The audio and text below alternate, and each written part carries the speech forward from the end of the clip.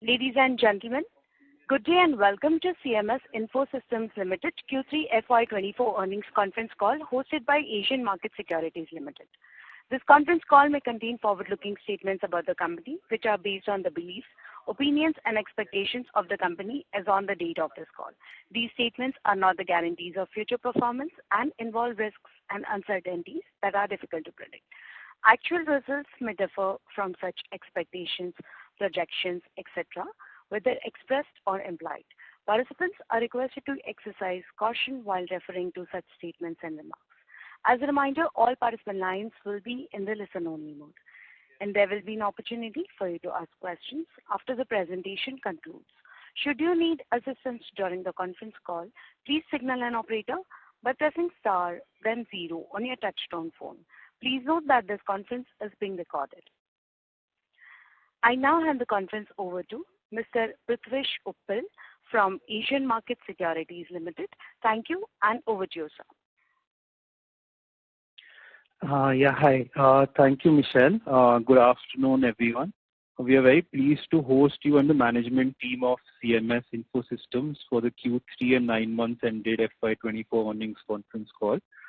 We have with us today from the management team of CMS Info Systems, Mr. Rajiv Kaul, CEO and Executive Vice Chairman, Mr. Pankaj Khandelwal, Chief Financial Officer, Mr. Manjunath Rao, President, Managed Services, and Mr. Anush Raghavan, President, Cash Management Services. I now hand over the call to Rajiv, sir, for his opening remarks. Over to you, sir. Thank you, Prithvish. Good afternoon, everyone. Thank you for taking the time to attend our Q3 FY24 earnings call. With the revenue growth of 19% and an adjusted PAT growth of 22%, it's been a strong quarter. This actually makes it our 7th consecutive quarter with more than 20% year-on-year PAT growth. The strong and consistent performance highlights the robustness of our annuity-linked business model. We are seeing a very strong momentum in both our business lines, led by growth in the banking sector and higher outsourcing, and the growth in the retail sector led by formalization. Our track record on bidding and winning large complex banking outsourcing deals continues. We're happy to share that we have 600 crores worth of wins in this quarter, which takes the cumulative wins in this financial year to 1,250 crores in our managed services and tech solutions business. Our CFO, Pankaj, will now take you through the Q3 financial highlights. Thank you, Rajiv. Our consolidated revenue has grown by 19% to 582 crores, with managed services and technology solutions now contributing 40% of our total revenue. Our adjusted EBITDA has grown 16% to 163 crores, and our adjusted EBITDA margin profile is 28.1%. Adjusted PAT has grown by 22% to 96 crores, making it the 11th out of last 12 quarters with greater than 20% PAT growth. Our adjusted PAT margin has expanded by 40 basis points on year-on basis to 16.5% in Q3 of FY24. I'm also happy to inform you that our board of directors has declared an interim dividend of 2.50 rupees per share. Both our business segments have delivered strong results. My colleague will take you through the respective business highlights, starting with Anush for the cash management business. Thank you, Pankaj. Our revenue in the cash logistics business has grown by 11% year-on-year and 4% quarter-on-quarter to 375 crores in Q3, with an EBIT growth of 14% to 98 crores. The EBIT margin has expanded by 80 basis points year-on-year to 26.0% in Q3. Our CashX offering, which we had shared in the Investor Day, is scaling well. So far this year, we have onboarded and servicing 40-plus new retail logos. Our platform offers retailers seamless technology integration, which enables process automation, risk mitigation, reconciliation, and faster settlement cycles. With this, we have accelerated our business point growth to 4,000 for this quarter, which is close to what we added in all of H1 this year. We continue to invest in our infrastructure with the addition of 500 vans year to date and have upgraded our vaults at 40 locations to state-of-the-art technology and a QR-based track and trace mechanism for cassette swap. With this infra capacity, we have been at the forefront of cassette swap implementation and are placed in the industry to roll out cassette swap. We have already added ATM cassette swap process in 12,000 plus ATMs, and we expect 25% of our ATM network to be cassette swap compliant by end of FY24. With this, I hand over to my colleague Manjuna to share an update on our managed services and tech solutions business. Thank you, Anush. Our managed services and tech solutions business revenue grew at 38% year-on-year to 233 crores in Q3. EBIT grew 27% year-on-year to 41 crores, and the EBIT margin stood at 17.7% in the quarter. In the last earnings call, we had indicated that we expect to see key PSU RFPs get concluded this year. I'm happy to report that we have won 600 crores of new orders in Q3, taking the new wins in the first 3 quarters of FY24 to 1,250 crores. In comparison, our total wins in FY23 were 950 crores. In our AIoT remote monitoring business, we have won orders for 2,000 new sites and are conducting pilots in non-BFSI sectors. With this, I would like to invite Rajiv for his closing remarks.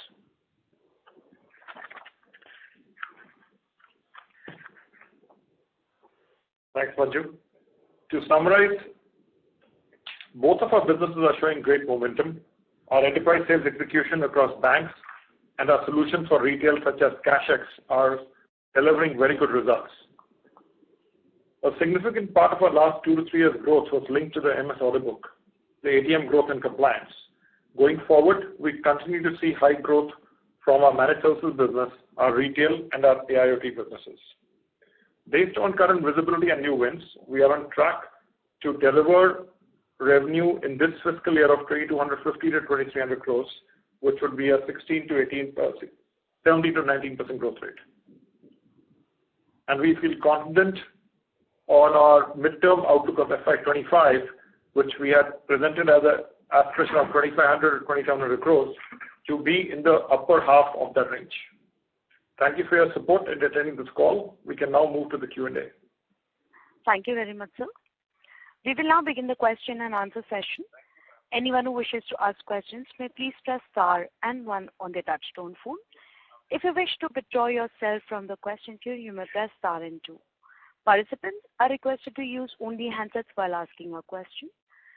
Ladies and gentlemen, we will wait for a moment while the question queue assembles.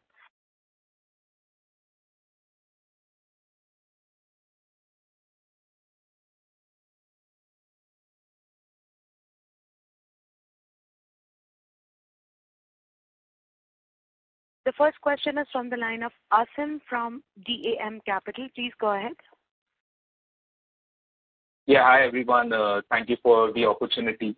I think Rajiv has partly answered my question, so I'll just rephrase it slightly. So I think revenue aspiration for FY25, you said that you would be most likely in the upper end of the range. Could you also just give some more color that would it be still more managed services driven, that rather would managed services growth still be faster than cash management in FY25? And basically, with managed services growing faster than cash, what does that do to our consolidated EBIT margins over that year? Thanks, Asim. Our managed services business is obviously coming off a smaller base. It has grown very well. We had in our annual investor day indicated that by FY25 we expect the split of businesses to be in a 60-40 ratio.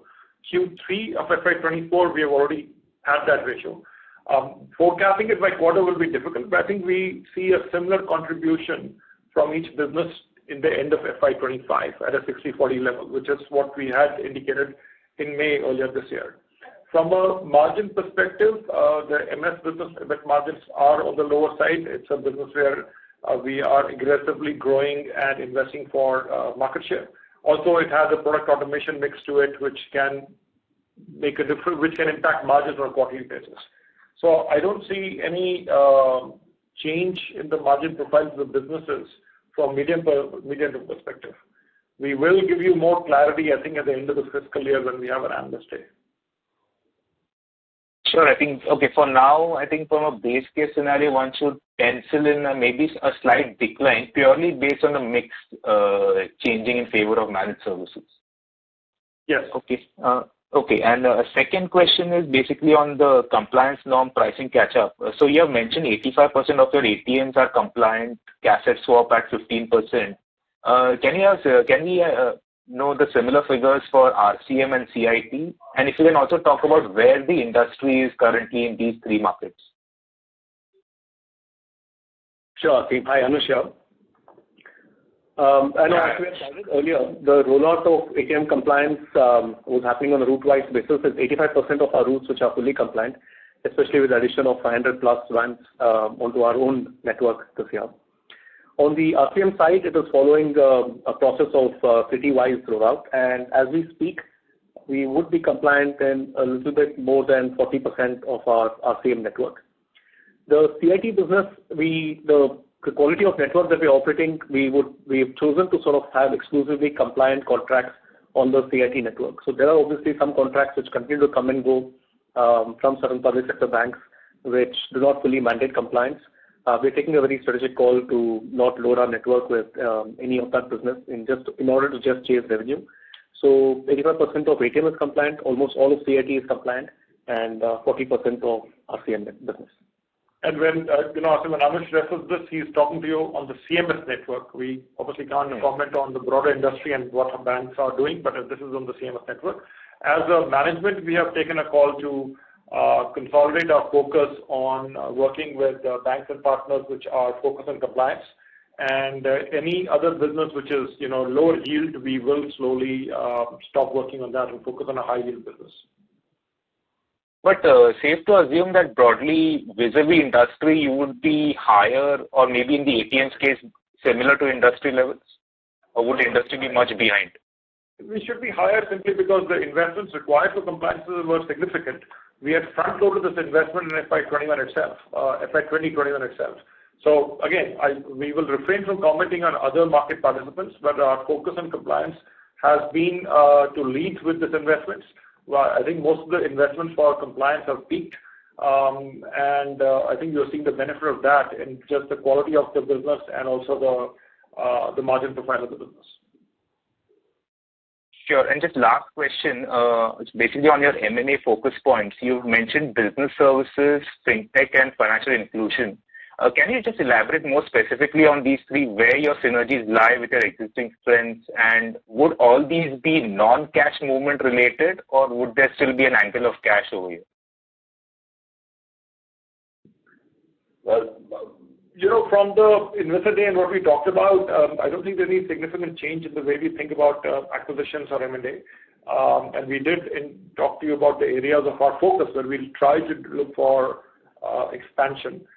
I don't think any of them have a cash element to it at all. I think this would be either broader towards infrastructure, financial inclusion, or logistics, or technology.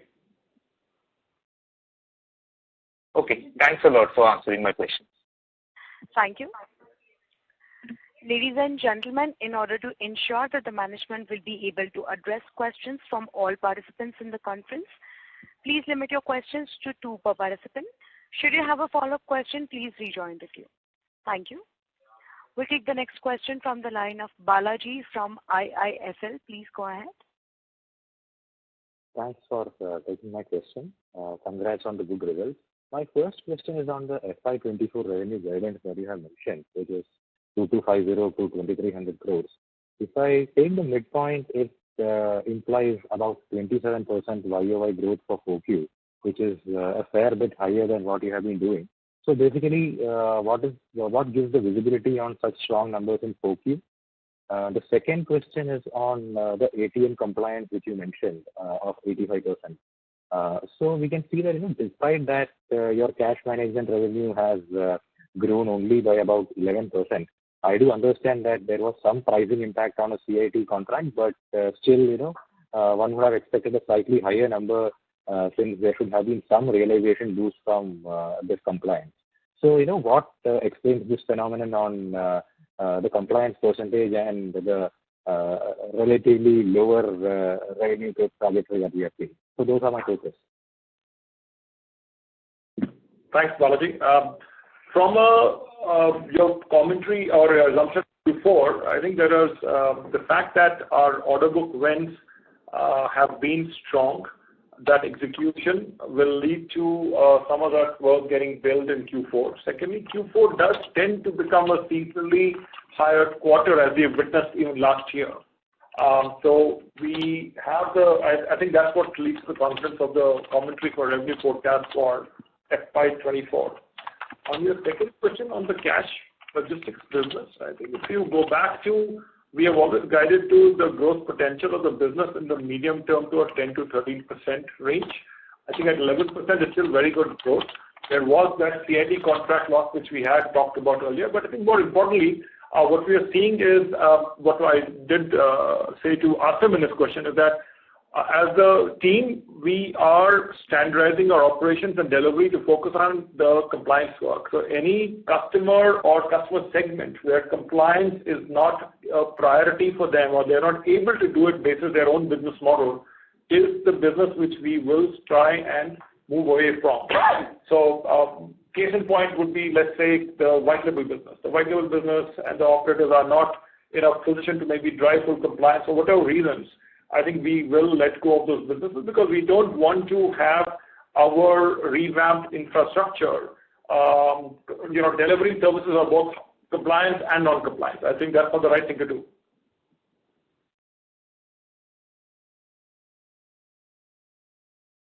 Thank you, sir. We'll move on to the next question, which is from the line of Mr. Achal from JM Financial. Please go ahead. Yeah, good afternoon, team. Thank you for the opportunity.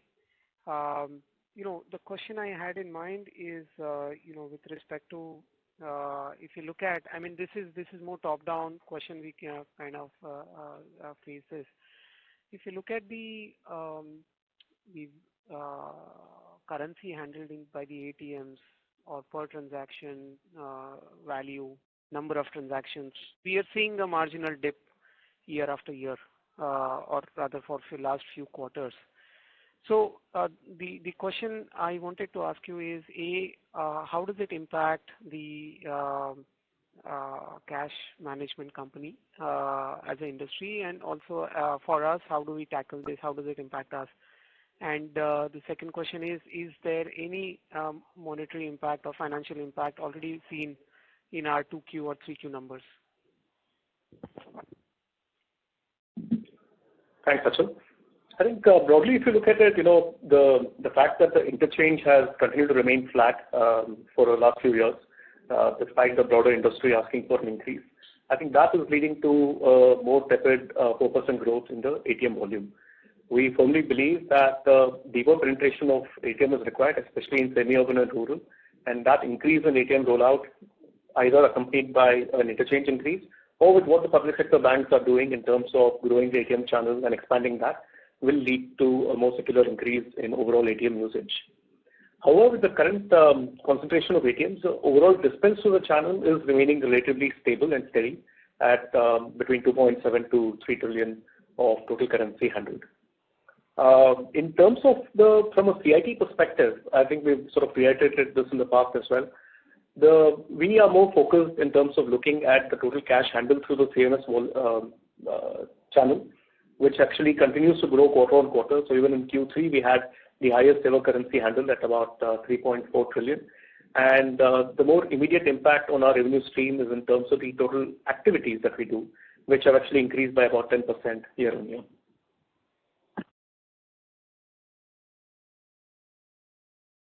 Okay. Secondly, with respect to the comment Rajiv made with respect to compliance, investments are already, by and large, is already there. So with respect to, then CAPEX, how do we look at CAPEX going forward?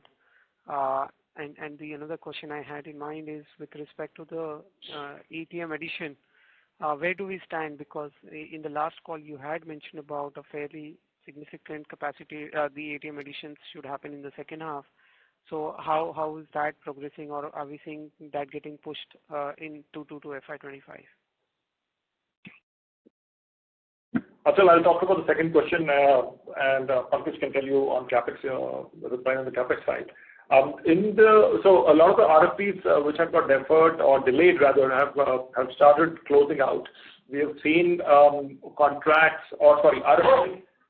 for almost 33,000 ATMs which have closed in the last in the year-to-date period, and there are another 20,000 odd ATM RFPs which are expected to close in, I hope, Q4, Q1 of next year. So we're seeing good progress on this. This had got deferred and delayed a little bit, but I think this is moving along very well, and that's also part of the reason why, for our forecast, our bullishness, and also the order book which we have.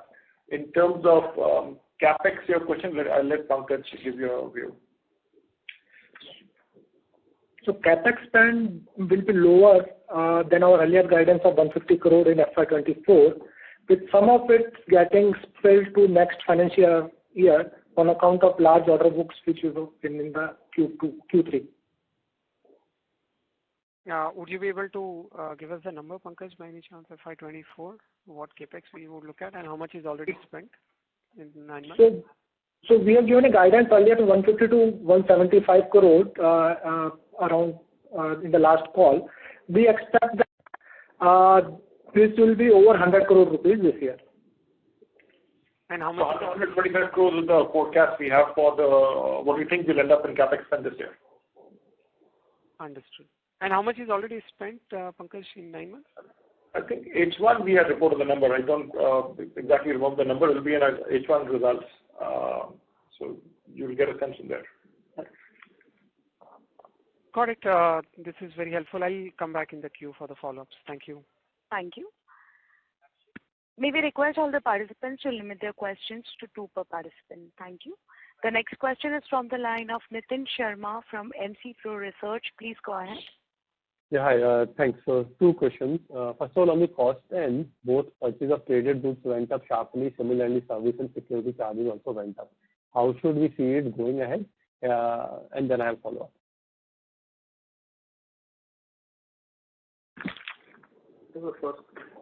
Nitin, could you just clarify the question again? You said 2 costs. The purchase of traded goods and services and security charges. Both of them went up sharply in this quarter. So how should one see it going ahead? See, the cost of goods sold has increased because of the revenue mix change. So in managed services, our managed services business is now contributing this quarter around 40%, and that too, in that, a lot of the banking automation business is there, which has resulted in the percentage of the cost has increased Q3 23 5.5% to 9%. As regards your question on the service and security expenses has gone up because of the change in the revenue mix. Second is the vehicle cost. We have added 500 vehicles, which has resulted in the reduction in the fuel cost, fuel and the vehicle hiring cost, and increase in the other cost. So you should take those 2 together, the vehicle cost and service security, and then see the trend line on quarters on that. Understood. And secondly, on this 600 crore order win, what is included there? It cannot be entirely remote monitoring, right? And also, how much of the order book is yet to be executed? How much of the order book is, sorry? Yet to be executed. Percentage that has been executed so far. So the win, so our order book, we actually only refer to our managed services and technology business, right? We don't talk about order book in our cash management business. And the order book comprises banking automation, ATM as a service, AI-driven remote monitoring. The 600 crores order wins are only in Q3. For the full year, the order book is about 1250. The revenue from this 1250 crores will accrue to us in the next 3 to 5 years. So, some of this will start getting executed, towards the end of the fiscal year. But a majority of this will accrue to us in FY25-26. Understood. Out of the 4,400... Sir, I would request you to kindly rejoin the queue for follow-up questions, please. Thank you. Thank you, sir. We'll take the next question from the line of Aditya Pal from Motilal Oswal Financial Services. Please go ahead. Hello, am I audible? Yes, sir, you're audible. Thank you. Just wanted to understand in cash management services, what would be the split of business across RCM, ATM, and CIT? And if you're saying 11% growth, what will be the growth attribution?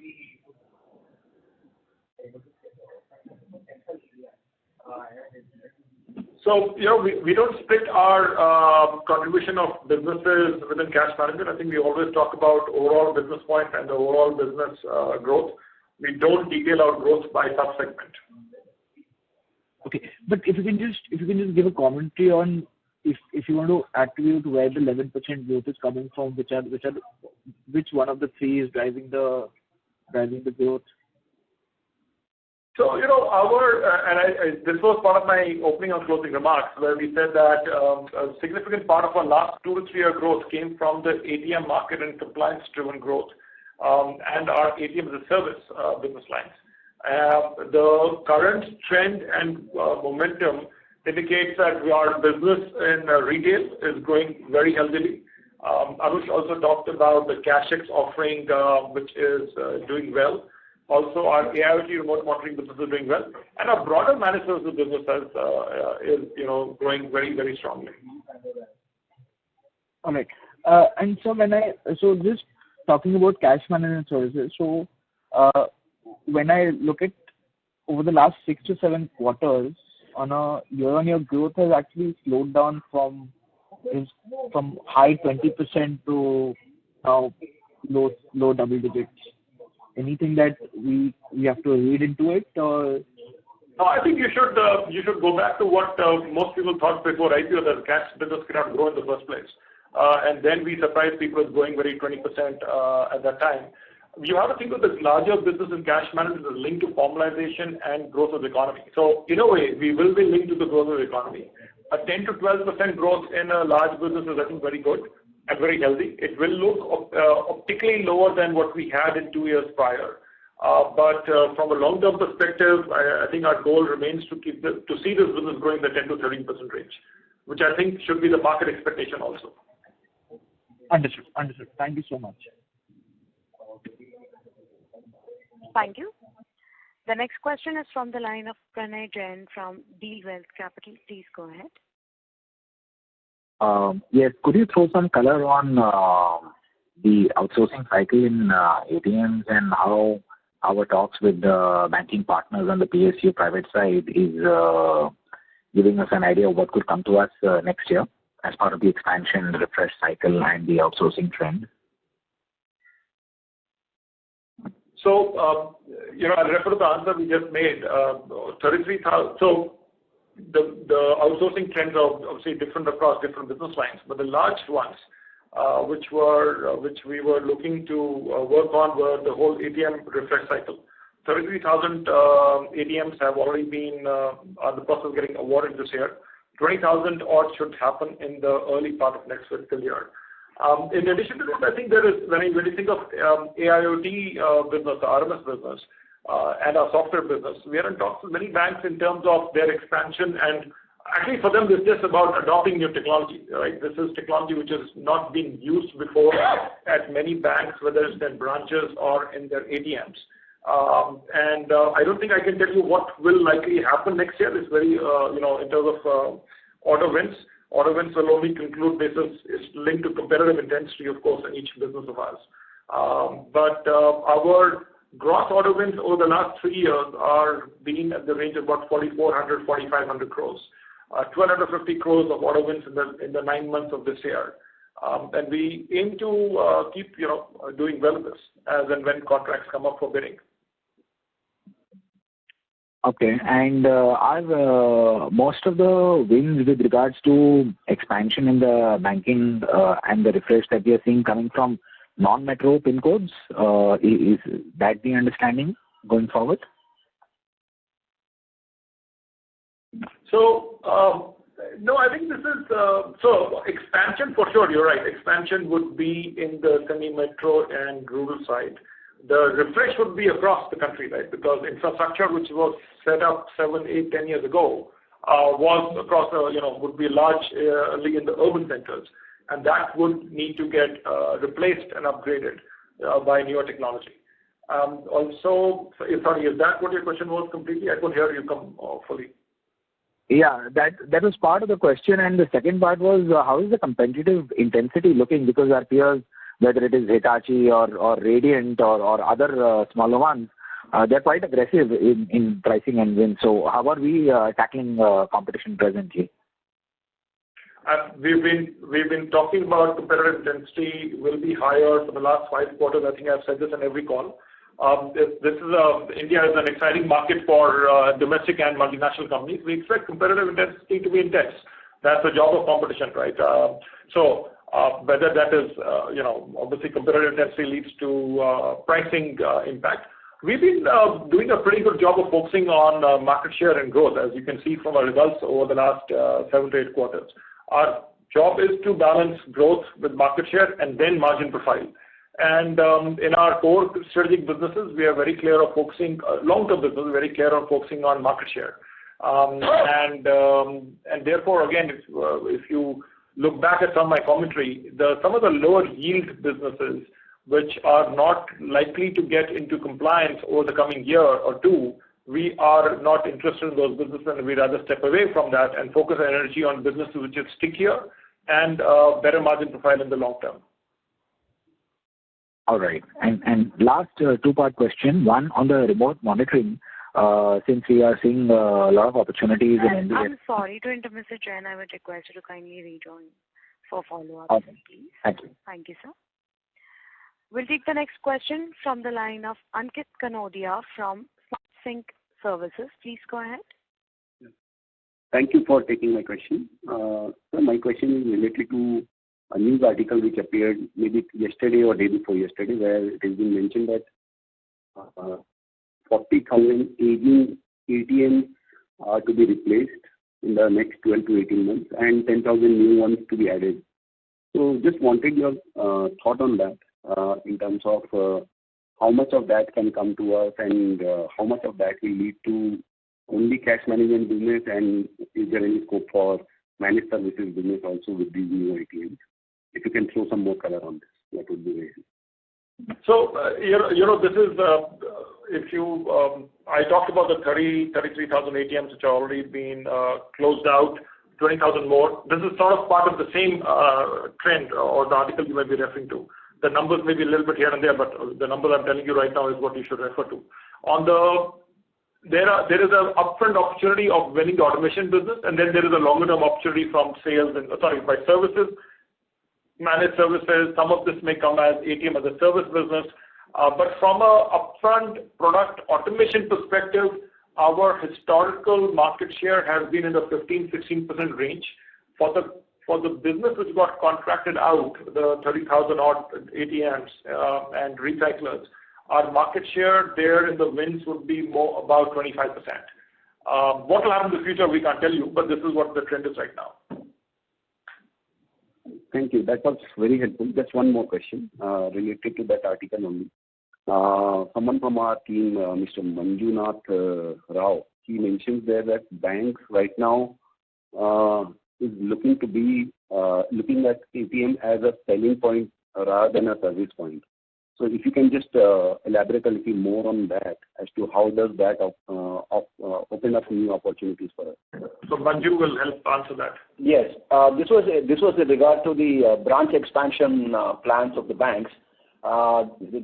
You must have read that in the articles of the banks.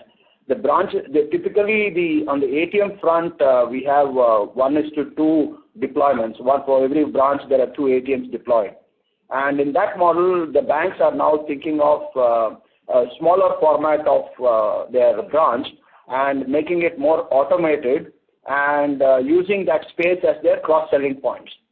So rather than a traditional brick and mortar, they would be using more automation in their branches. That's what we get to hear from many of the banks that we discuss with.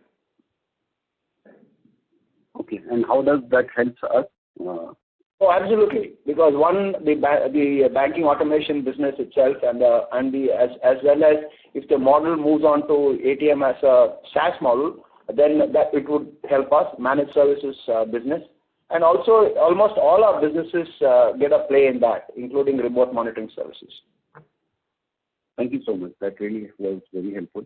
All the best. Thank you. The next question is from the line of Abhishek Sinha from Both Capital. Please go ahead. Congratulations on the good set of numbers. I just have one question. I wanted to understand what is the run rate of AIoT business or the remote monitoring business? The AIoT business is running at a ARR of over 100 crores plus. All right. So a couple of quarters back, I think last quarter also it was around 100 crores. So have you seen any sort of uptick in monthly run rate? Yeah, but I think it's a number we report every year. And we already mentioned that we've done 20,000 sites. We have won orders for 2,000 more. I think by the end of the fiscal year, we should be closing around 25,000 sites. All right. Thank you, sir. Thank you. The next question is from the line of Bhargav Sangi from MSEC. Please go ahead. Hi, sir. First of all, congrats for the good set of numbers. I have two questions, and my first question is regarding the provisioning. Like, what's the recent trend in the provisioning, and what's your outlook? You can provide any outlook that could be helpful. And my second question is relating to the pilot project in collection business that you mentioned in the last quarter. Like, is there any update in the projects? So these two are my questions. So Pankaj can help answer the first one on provisions, if I got your question correctly. And the collections business, of course, we shouldn't confuse our provisioning and collections businesses. And the second question, Anush can answer.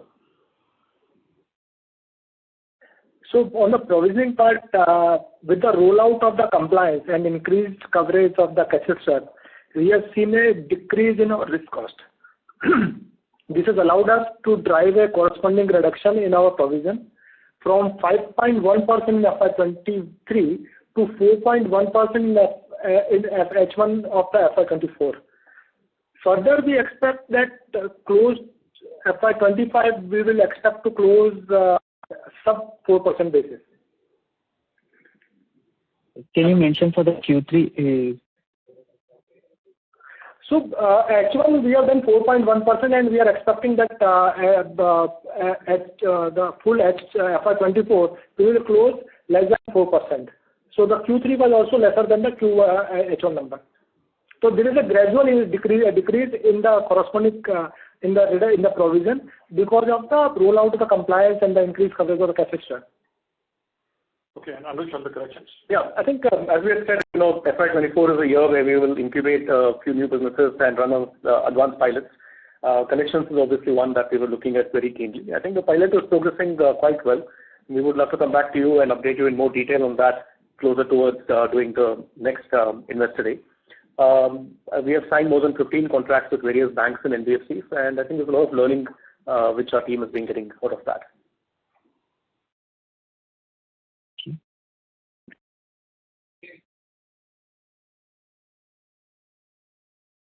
Thank you.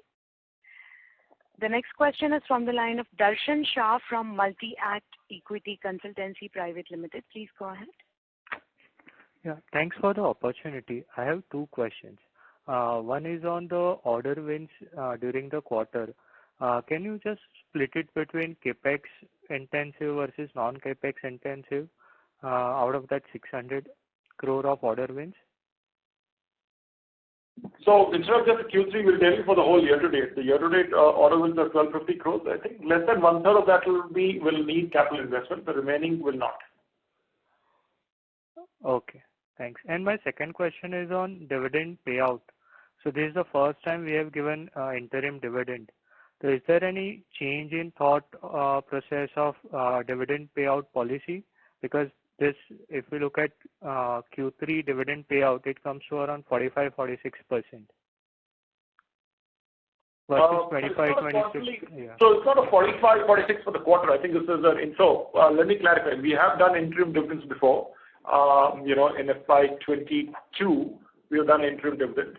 And there is a change in dividend policy or thinking as such. I think from our perspective as a company, we would like to not wait till the end of the year and do dividends. We have a fairly robust balance sheet, and we should be able to give capital back to shareholders at frequent intervals. So I don't think you should link it to Q3. I think this is a year to date. We have done interim dividend. Okay, thanks. That's it from my side. Thank you. The next question is from the line of Nilesh Jethani from BOI Mutual Fund. Please go ahead. Yeah, hi. Thanks for the opportunity and congrats on a good set of numbers. My first question was on the... I'm sorry, sir, your volume is too low. Could you please increase the volume a little bit? Yeah, am I audible now? Yes, sir. Please continue. Okay, perfect.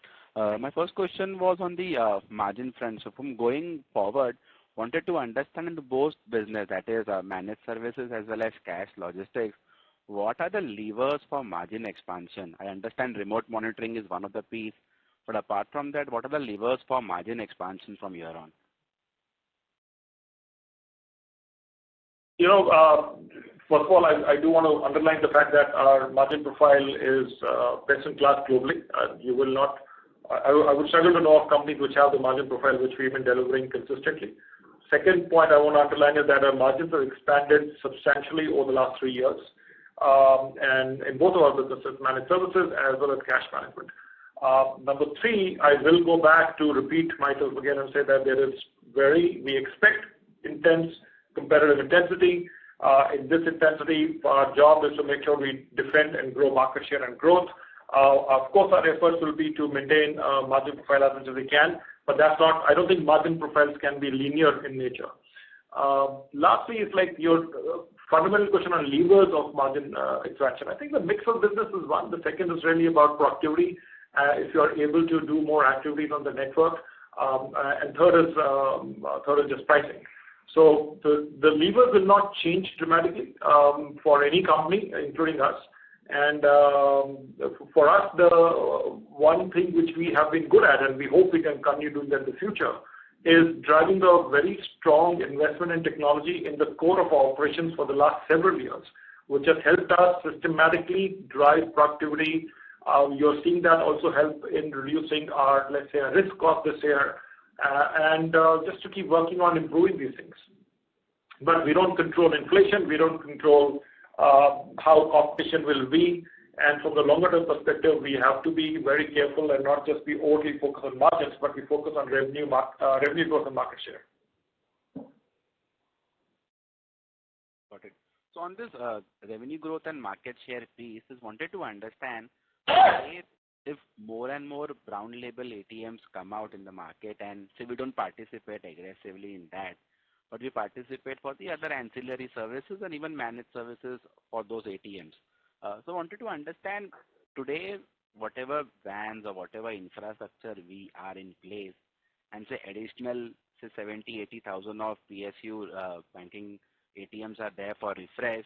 So I wanted to understand what capex we would require for capturing that market, and whether that capex required today would be adequate for capturing the higher margins from here on. So I wanted to understand that today's infrastructure, what kind of additional ATMs, etc., we can service.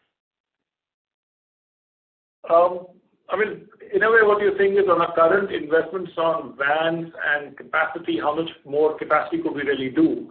I think it's a function of, this is always changing in time because we're expanding the network, right? When you move into a new location, your productivity will be low. But I think that's, again, our productivity numbers have systematically gone up, whether you take it on per route or you look at just revenue per employee and cost per employee. I think we've been systematically working to improve those two things. From a perspective of your question on BLA, you're right. We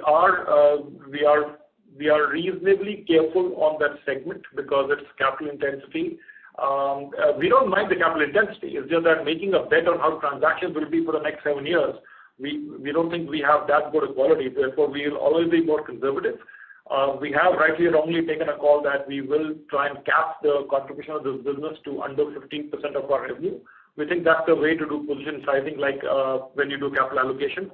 And in that, it gives us the flexibility to work with clients where we think we can get the adequate return of capital. And therefore, we're not getting over, I mean, our revenue growth could be much higher if you want to play a bigger role in BLA, but that's not a goal.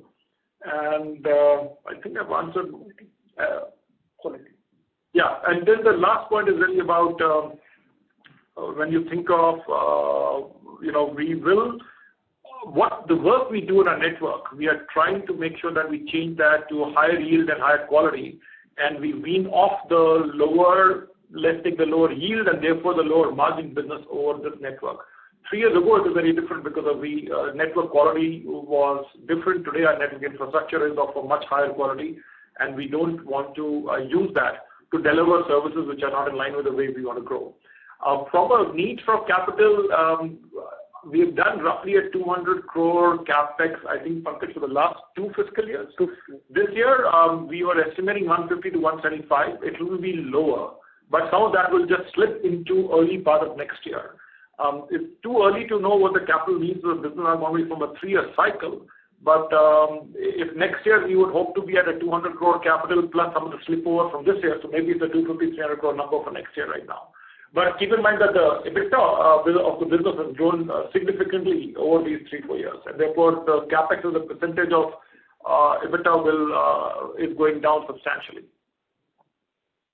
Okay, and on this, so last question from my side. So on this upcoming 80,000 ATMs available for refresh from the PSU side, just wanted to understand any ballpark understanding you would be having based on your calculation currently, what routes, etc. we are servicing, at least what kind of market share we can gain in this incremental number. Well, impossible to know, but I just want to clarify. We haven't at least talked about 80,000 ATMs right now. We have talked about 50,000 ATMs in recycler. 30,000 already closed out and 20,000 up. Now, there may be more from other banks, but I don't want to confuse anybody with an 80,000 number, which at least we haven't talked about. But impossible to know which routes and networks this will go into because these are spread across. The refresh will be already part of it. The expansion some of it will come on the same route, some may need new routes. But this is not something which we can sort of forecast. Okay, got it. I guess that was helpful, and thank you so much for answering each question. Thank you. Thank you, sir. We'll take the next question from the line of Mohit Madhiwala from Envision Capital. Please go ahead. Hello, good afternoon. Thank you for taking my question. So number one, with these new touch points that have been added this quarter, have they basically been in locations where you already have presence and are getting more density within those PIN codes? Or is it more that kind of exploring other PIN codes, so you've got another kind of, that's the first question. And second question is, if you could also provide an update on what kind of annual expense that is expected on ESOP costs. Let's say FY24, that is this fiscal, up until, let's say, the next 2-3 years. So I'll answer the first part of the question and hand over to Pankaj for the second. So as far as the new business is coming in, I think we've spoken about some of this earlier, but one of the core strengths of the logistics platform that we have in CMS is the fact that we already present in a significant number of PIN codes, covering a large percentage of Indian districts. So our ability to service any new business point that comes in, I think, is far ahead of anybody else. What practically happens is, as when the new businesses come in, it goes through an internal process where we use some of the technology to figure out what is the best way to service that. And in very rare cases, we may need a network expansion into a new area, but in most cases, it may be an expansion in terms of an upgrade of the infrastructure of the routes in case we need to cater to that incremental demand. More than 62% of our network is present in semi-urban and rural, covering greater than 16,000 PIN codes. So that's really the strength that we offer to our customers. Pankaj, for the second part of it. So whatever ESOP we have issued, but issued at a very close to the fair market price. 75% of the ESOP was issued at a weighted average fair market price and 25% on a 10% discount. We have not given any deep discount or we have not issued any RSU. Though the ESOP was issued at a fair market price, but the option value to be calculated at a Black-Scholes method and expense out in the P&L. So based on that, for next 2 quarters, we expect a 10 to 11 crore rupees of the ESOP expense, and then next 4 quarters around 6 to 7%, and then it will reduce to 3 to 4 crore rupees. One more point I want to highlight that 50% of these ESOPs are vested only in case of the performance, as defined in the ESOP policy. Right, thank you. So just to clarify, the ESOP, this is per quarter, right? This is a per quarter run rate that you have mentioned. Yeah, ESOP cost per quarter. Right, thank you. That's it. Thank you. Thank you. The next question is from the line of Chinmay Nema from Prescient Capital. Please go ahead. Hi, sir. Thank you for taking my question. My question pertains to the retail cash management business. The other players in this segment have talked about pricing revisions, price cuts. So just wanted to understand what kind of pricing power do we have in this business? Have we taken any price cuts? What kind of price hikes have we taken in the past? Do we have fixed contracts, variable contracts? Any objective or subjective commentary on this would be helpful. Sure, Chinmay. I think let me answer it in a different way. I think fundamentally when you look at the performance of the cash business, if we take 9 months of the year, I think they're showing almost a 16% growth in our EBIT margins. I think that sort of speaks testimony to our pricing power and the way in which we are able to deliver with a high operational efficiency. Having said that, I think nature of the way in which we are looking at retail businesses is changing. This is no longer just a per pickup price or a per pickup model. It's transitioning from being a logistics service to a more solutions-oriented play. We are bringing on board a lot of investments that we've done in respect to technology. The CashX is really a very strong ecosystem of collaboration between payment banks, fintech, CMS, and some traditional banks to try and look at the retail outsourcing in a very different way. How do we bring in greater process efficiency to the front office? How do we bring in greater risk management and resilience to the back office processing? I mean, it's really about trying to help retail execute a lot more efficiently, making sure that their working capital cycle reduces, making sure that the risk exposure of the people who are working in retail is vastly different, offering accelerated settlements. So I think we feel quite positive about the offering that we have and the conversations that we have with retailers. As I spoke earlier, we brought on board more than 40 different logos just in this year. So I think that's the way we're looking at it. Got it. Would it be possible for you to quantify what kind of price hike you've been able to take in the last 3, 4, 5 years? No, we can't. All right. Thank you. Thank you. We'll take the next question from the line of Pranay Jain from Deal Wealth Capital. Please go ahead. Yes, on the AIoT piece, just wanted to understand what is the opportunity we see over the next couple of years as we are expanding into NBFC, insurance, and retail. So that is the first one. Okay. On the AIoT business, right? Yeah, the opportunity size versus where we are. Okay. So the banking sector, the BFSI sector, is roughly about TAM is about 1,700 crores. And whereas the non-BFSI sector, we estimate around 6,000 crores. So, and that's the opportunity. When I say non-BFSI, we are talking about big retail, logistics, warehousing, and also government, railways, metros, highways, and ITMS area of business. So, so these are the large ones which are currently we are very strong in the BFSI sector, and like Rajiv said earlier, 22,000, and this year we might end up with around 25,000 ATM sites. So likewise, the bigger businesses are outside the BFSI sector. So in our BFSI side, right, ATMs will have, we hope to be about 10% market share by the end of this fiscal year. This is a business we have incubated only about 2.5 years ago. Our current focus and win rate is obviously high in the areas we know well. Over time, we are building the software stack and the platform, and then putting a sales team together to venture into the other areas. But just from an overall 2.5 lakh ATMs in the country, we think about, and there are about 1.5 lakh branches. So if you take that total, that's about 4 lakh sites potentially as a TAM for this business. We are right now targeting to get to 25,000 in this by the end of this fiscal year. More about the thinking and really at the analyst day, I think that will be the right time to sort of talk more longer term of the business. Okay, I was just looking to get what size it could scale up in the next couple of years, any percentage, any goals or aspirations here. So. No, I understand that, and that's what I said. That's a business which that's something we will update you as analyst day. Again, keep in mind that it's a business which we are new to still. We have done very well, but we don't want to get carried away, and just focus on doing the right thing for the midterm of the business. Sure. And the second question is on the inorganic part. basis the cash that we have on books, what are the strategies that we are looking to deploy over here in the opportunities we see as part of industry consolidation or in the adjacent areas of our operation? Sure. And, we've talked about this in detail in our earlier calls and as well as our investor day, but I'll just summarize. We aren't that, so number one, we are a fairly conservative company.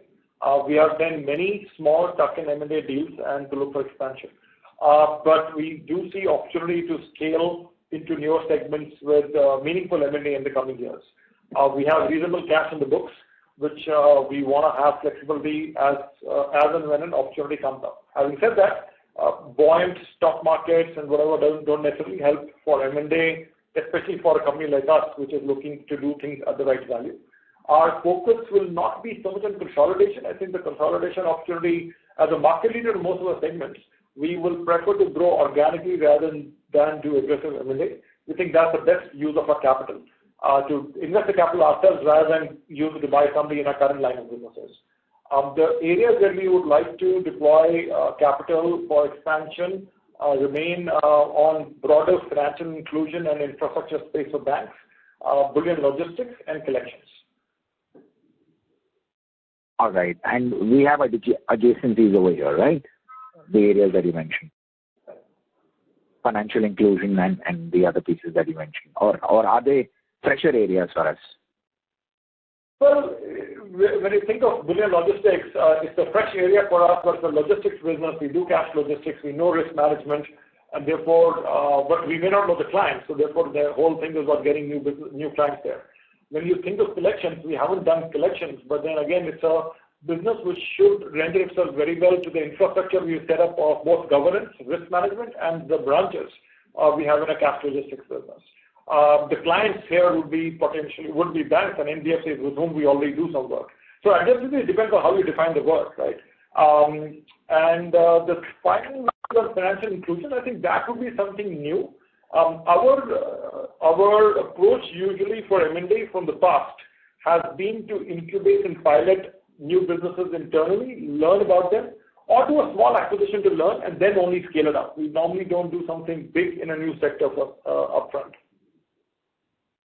Thank you and all the very best. Thank you. Thank you. We'll take the next question from the line of Shakti Dinesh, an individual investor. Please go ahead. Am I audible? Yes, sir. Yeah. So if I look at our business, so there is cash. Your audio is breaking a little bit. It's not. Am I audible now? Yes, sir. Please. Am I audible? Yes. Yeah. So if I look at our business, there is cash management and there is managed services. So just wanted to understand, in managed services, we have this software solutions, algo and AI-based monitoring. I understand our competitive position in terms of cash management and how this offering is strengthening our business proposition. Like an NBFC is there, we are transporting the cash, and we are also providing the monitoring solutions. But just wanted to understand the competitive dynamics. Like from CMS's side, like what kind of competition are we seeing, particularly in this software domain? Like why can't an IT company do it? So if I can get a picture on that. So when you think about the software, I'll specifically talk about algo because on software, because your question is very vast. I think we can't do justice in an analyst call and queue for a quarter on that. But if I just pick software, when we work in software, our algo software, there are two elements to it. One is the whole multi-vendor software we work on with the large banks on the ATM channel. Now this is specific to the ATM channel. It is of relevance to strategic companies like us. There are other competitors like global companies which could do this, but I don't think Indian IT companies would have the necessary skill set to focus on this. The second is on AIoT remote monitoring. I think AIoT remote monitoring is a sector which has seen many companies over the last decade come in and set up solutions. But the software and technology has changed dramatically. We saw an opportunity. We are a later entrant to the sector. We only entered the sector in 2021. We saw a disruption ability at that time basis the model of technology changing from mostly, whatever it was earlier, to mostly using machine learning and AI. And therefore, we are able to invest into that aggressively when there was a disruption in technology and where the incumbents were maybe slower at that time or weren't able to invest for whatever reasons. So I think that helped us propel us into a market leadership position. So we are in the BFSI space the number one player, even though we are one of the last people to enter that sector. But that's what both the good and bad of technology-based businesses are, that they can be disrupted by anybody you don't know from where, but it also gives us, people like us, a chance to enter into new sectors and drive strong growth. Okay, so just to clarify, so when we are saying we are investing, when we are investing in these machine learning models and such, so can I take it that since we have been in this business segment for long, like we have done solutions for ATM and now we are offering an allied services, can I take it as a way? Can I take it in a way that we have the required data that gives us an edge over some of these IT companies? So, I think it's the technical expertise first, right? The technical expertise is the understanding of what a customer is wanting to do and ability to work with them. And finally, it comes down to having a company which is present across the nook and corner of the country to be able to scale. Today, you could find, let's argue, some companies which could help you do this in Bombay or Delhi, but you will not find, it will not be so easy to find companies which could help you scale this across the country when you want to think of a branch network or an ATM network across the country. So it is a technical knowledge, it is the quality of technology, it is your service levels, and finally ability to work with large complex customers like banks and able to do this. Okay, so it's more like a bundled strong business proposition plus leveraging our already strong vintage with our clients. Yeah, I would also recommend that maybe at the end of the call, if you haven't already, have a look at our investor deck, which we have updated and uploaded yesterday. It will talk about our integrated platform capability and where we are able to bring together one integrated approach to solving a banking customer's needs, and the platform will work across logistics and technology to offer a very high quality service, which gets very difficult for others to replicate. Okay, got it. That's great. Thank you. Thank you. Ladies and gentlemen, that was the last question. I would now like to hand the conference over to the management for their closing comments. Over to you, sir. No, I think already done the closing comments. No new comments. Thank you so much for your time, patience, interest, and support. We look forward to talking to you at the end of the fiscal year with our annual results. Thank you. Have a good day. Thank you, members of the management. Ladies and gentlemen, on behalf of Asian Market Securities Limited, that concludes this conference. We thank you for joining us, and you may now disconnect your lines. Thank you.